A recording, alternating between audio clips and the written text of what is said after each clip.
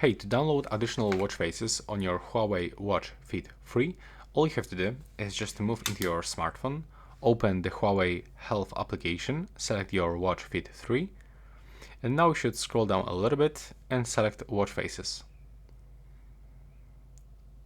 Now we can find a lot of watch faces. For most of them we can actually get completely for free, but I can also recommend you to click here on the free, and now you can find the most downloaded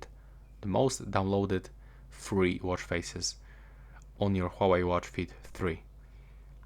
And now if I want to get, for example, this watch face, I have to just click on the installation button, and now I have to wait for this downloading process, for this installation process. After this, I can find this watch face on my watch, and if you download, for example, more than one watch faces, you can still change them by using your watch. So you will have to just click and hold with your finger on the watch face, and then you can find all of this downloaded and the default watch faces right here.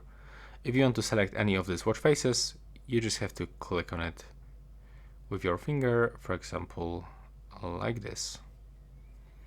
And that's how it looks right now. Please subscribe to my channel and see you in the next one.